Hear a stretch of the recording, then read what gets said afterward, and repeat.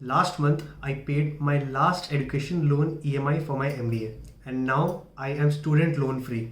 सो आज के वीडियो में मैं आप लोग को ये बताने वाला हूँ कि MBA का जो एजुकेशन लोन आप लेते हो MBA करने के लिए उसको आप जल्दी किस तरीके से रीपे कर सकते हो. तो MBAs are known to be expensive. They were expensive before, they were expensive now and in the future also they are going to be much more expensive. तो जब मैं आपको अपना पर्सनल एक्सपीरियंस शेयर करता हूँ, मैंने MBA किया है SCMHRD पुणे से, जो कि एक प्राइवेट इंस्टीट्यूट है. तो I am a graduate of 2020. तो मैं 2018 में मैंने एंटर किया था and I graduated in the year 2020. तो जब मैं MBA करने गया था तो my fees was around 17.1 lakh rupees for the 2 year course which includes the hostel fee, mess fee and the tuition fee. तो जो मेरे सीनियर्स थे उस पॉइंट ऑफ टाइम पे, बैच 2017 एंड 19 वाले, उनकी फीस थी अराउंड 15 lakhs. तो हमारे सीनियर्स की थी 15 लाख और हमारी 2 लाख बढ़ के 17.1 lakhs के आसपास हो गई थी. एंड अगर मैं आज सिर्फ 4 साल बाद अगर मैं देखूं तो आज के डेट पे SCMHRD की जो ट्यूशन फी है, जो ओवरऑल फी स्ट्रक्चर है, वो है around 27 lakh rupees, which is an astonishing 60% jump in just 4 years time. और ऐसा कुछ नहीं हुआ है कि जो सैलरीज इंक्रीज हुई है वो एकदम सिग्निफिकेंट है. एवरेज सैलरीज जो है मोर और लेस एकदम 20-25% के रेट में इंक्रीज हुई है. एंड बहुत सारी चीज़ें हैं जो आप प्लेसमेंट फिगर्स के बारे में जानते हैं, किस तरीके से कॉलेजेस इन्फ्लेट करते हैं प्लेसमेंट फिगर्स को बढ़ाने के लिए. तो जो फीस इंक्रीज़ किए हैं उनको जस्टिफाई करने के लिए एवरेज पैकेज को भी इंक्रीज़ करना ही पड़ेगा, अदरवाइज उनके कॉलेज का अच्छा ROI बैठेगा नहीं and a lot of people will not even apply for that particular institute. तो मैं आपको बताता हूँ कि अगर आप किसी भी कॉलेज इस साल ज्वाइन कर रहे हो, तो अगर आप एजुकेशन लोन ले रहे हो अपनी MBA को करने के लिए, तो आप क्या तरीके फॉलो कर सकते हो जिससे कि आपका जो एजुकेशन लोन का बर्डन है वो आपके ऊपर बहुत ज़्यादा नहीं पड़े एंड आप इमीडिएटली उस एजुकेशन लोन को कॉलेज से ग्रेजुएट होने के बाद रीपे कर सको, यानी कि जल्द से जल्द आप रीपे कर पाओ. तो अगर मैं पर्सनली अपने बारे में बात करूं तो मेरी जो टोटल फीस थी वो थी 17.1 लाख रुपीज़. तो वो पर सेमेस्टर के हिसाब से अराउंड 4.5 to 4.7 लाख रुपीज़ पर सेमेस्टर के हिसाब से पड़ी थी. तो जब मैं कॉलेज ज्वाइन किया था तो मेरे पेरेंट्स ने मेरे फर्स्ट सेमेस्टर की fees which was 25% of the fees पे कर दी थी. एंड जो बैलेंस 13.2 लाख का जो अमाउंट है, मैंने SBI स्कॉलर लोन के थ्रू उसके लिए एजुकेशन लोन लिया था.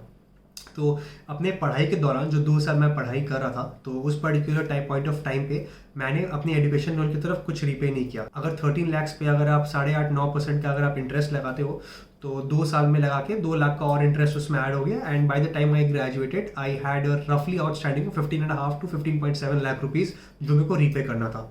कैंपस से निकलने के बाद I had a decent job offer. मतलब उस टाइम पे मैं कोविड के टाइम पे ज्वाइन किया था, तो थोड़ा हमारी ज्वाइनिंग में डिफर हो गई थी. हमारी जनरली जो ज्वाइनिंग होती है वो मई में होती है, लेकिन हमारे बैच के लिए ज्वाइनिंग गॉट डिफर टू अगस्त. तो 4 महीने का डिले वैसे भी हो गया था. तो उन 4 मंथ्स का भी interest component got added into that particular principal amount. लेकिन थैंकफुली लास्ट 3.5 years से मैं इस कंपनी में काम कर रहा हूँ, मारुति सुजुकी में काम कर रहा हूँ. And I have been able to finish off my education loan within a span of 3.5 years. तो I am really grateful that I could do that. तो आपको मैं कुछ टिप्स बताता हूँ that really help me to repay this loan faster. तो आप इन tips को अपने केस में भी यूटिलाइज कर सकते हो in case you are opting for an education loan for your MBA. The first tip is that you should have a mental mindset of clearing the loan immediately as soon as possible. You don't need to prolong your education loan unnecessarily. I know old tax regime के हिसाब से section 80E में interest component पे education loan के थोड़ा tax benefit मिलता है, but that should not stop you from repaying your loan immediately. क्योंकि ये जो रिबेट है इतना सिग्निफिकेंट नहीं है. आप जो इंटरेस्ट कॉम्पोनेंट में मनी लूज आउट कर रहे हो, that is much more than the rebate that you get in terms of 80. And वैसे भी गवर्नमेंट धीरे धीरे ओल्ड टैक्स रिजीम को फेज आउट कर देगी and we are going towards the new tax regime, क्योंकि गवर्नमेंट ने उसको डिफॉल्ट बना दिया है. तो इस चीज़ को आप बिल्कुल कंसिडर मत करिए. The moment you get that extra cash, you put it into your loan and try to close the loan immediately as soon as possible. अब जब आप MBA कर रहे होते हो तो आप समर इंटर्नशिप करते हो 2 महीने की, जिसमें आपको एक डिसेंट स्टाइपेंड मिलती है, ठीक है. तो उस पर्टिकुलर स्टाइपेंड में से भी थोड़ा बहुत अमाउंट अगर आप चाहो तो सिर्फ इंटरेस्ट कॉम्पोनेंट का अमाउंट आप अपने एजुकेशन लोन में डाल सकते हो, ताकि आपका जो इंटरेस्ट वाला जो कॉम्पोनेंट है वो कंपाउंड होकर और ज़्यादा ना बढ़ जाए by the time you graduate. The next thing that you need to do to repay your loan faster is to avoid taking that immediate home loan, car loan, personal loan, marriage loan etcetera. अब जब आप MBA करके graduate होते हो तो आपकी थोड़ी बहुत डिसेंट सैलरी लग जाती है. तो आप सोचते हो कि आपके हाथ में थोड़ा बहुत सरप्लस है, आप 25-30 हज़ार का EMI भर दोगे एजुकेशन लोन का, you can buy a car. 3-4 lakh का डाउन पेमेंट करके कार लोन ले लिया 15-16 हज़ार की EMI लगा के. But that is a very bad decision that you will take, that is going to hamper your finances and is going to unnecessarily put stress on you and is going to prolong the duration of all your loans. So my recommendation to you is to avoid taking that home loan, that car loan, that marriage loan Before you finish off your education loan, I strictly recommend you to restrict from loan stacking. एक बार में अपने पास सिर्फ एक ही loan रखिए. 2-3 loan को अगर आप अपने ऊपर स्टैक करेंगे then that is a sure shot recipe for disaster. Next tip is that any extra amount that you earn through any other source, maybe किसी का इंटरेस्ट कॉम्पोनेंट आ रहा है आपका, मे बी आपका कहीं से कोई रेंट है, वहाँ से कहीं से रेंट आ रहा है, हो सकता है आपकी कंपनी आपको एक रिटेंशन बोनस दे, कोई कैश बोनस दे, कोई क्वार्टरली अमाउंट मिले जो आपको अच्छे परफॉर्मेंस के लिए मिल रहा है, तो use that amount and give it in your loan. Don't need to splurge into materialistic things just because you have an extra surplus amount. Put it into your principal amount and try to close the loan immediately as soon as possible. Next thing that you can do, and which you should do rather at any cost, is that you should live below your means.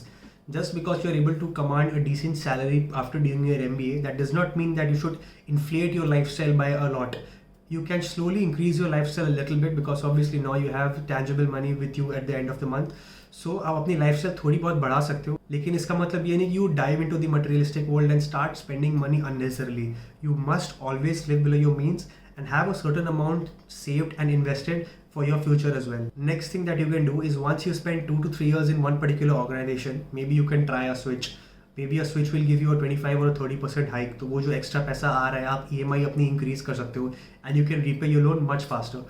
और you can start a side hustle or a side gig also, यानी थोड़ी बहुत जो भी आप थोड़ा बहुत freelancing का काम करके, गिग वर्क करके, कंसल्टिंग सर्विसेज प्रोवाइड करके, या फिर इंटरनेट के थ्रू थोड़े बहुत पैसे अगर आप कमा सकते हो महीने के 3-4-5 हज़ार रुपये, तो उसको भी आप अपने एजुकेशन लोन में डाल सकते हो so that you are able to prepay your loan much faster. So these were some of the 4-5 things that I just told you that really helped me to repay my loan in a much efficient manner and in a much faster manner. Usually लोग 4-4.5 साल तक पे करते हैं अपने education loan की EMI. But my priority was that I want to close the loan immediately as soon as possible because the mental ease that I get by not having a loan on my head is much better than having to prolong that loan and using that surplus money for fulfilling my materialistic desires. So that is about me. I hope that you find this video useful. अगर अच्छा लगा तो please मेरे channel को subscribe करें, इस video को share करें and stay tuned for next videos.